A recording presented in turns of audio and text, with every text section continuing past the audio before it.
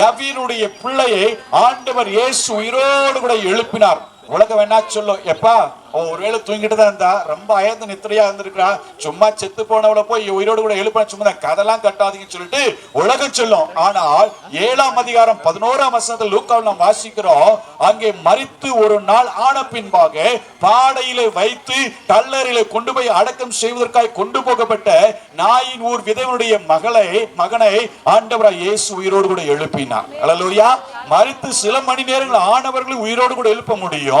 மரித்து ஒரு நாள் ஆன பின்பாக கல்லறையில போய் சுடுகாட்டுல புதைக்கிற இடத்துக்கு போற இடத்திலும் செத்து போனவனை உயிரோடு கூட எழுப்ப தேவனால் கூடும். அல்லேலூயா. இதையும் தாண்டி என் இயேசு எப்படிப்பட்டவர் என்று தெரியுமா?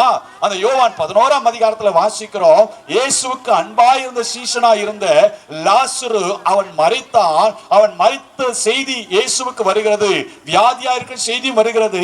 கேள்விப்பட்டு இன்னும் கால தாமதம் ஆகி போகலாம் என்று சொல்லி கடந்து போகிறார். ஏன் என்று சொன்னால், நான் அவனை மிகப்பெரிய ஒரு அற்புதமான ஒரு சக்தியாக, அவன் இந்த உலகத்தில் ஒரு அற்புதமான ஒரு சாட்சியாய் உருவாக்க வேண்டும் என்று சொல்லி தேவன் கடந்து போனார் தாமதமாக.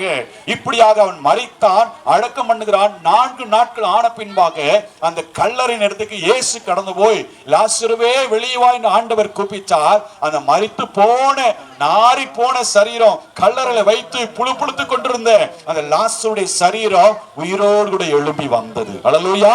இயேசு வந்தால் உங்கள் வாழ்க்கையிலே அற்புதம். இயேசு உங்களை சந்தித்தால் உங்களுக்கு அற்புதம். இயேசுவோடு கூட நீங்க வாழ்ந்தா உங்களுக்கு ஒரு அற்புதம். பிரியமானவர்களே, இன்றைக்கு இந்த அருமையான இந்த மாலை வேளையிலே இந்த சத்தத்தை கேட்டுக்கொண்டிருக்கிற அன்பு சகோதர சகோதரிகளே, இயேசு இன்றைக்கு உங்க வீட்டுக்கு நீங்க அழைத்து கொண்டு போனால் உங்க வீடு ஒரு அற்புதமான ஒரு வீடாய் மாறும். அல்லேலூயா.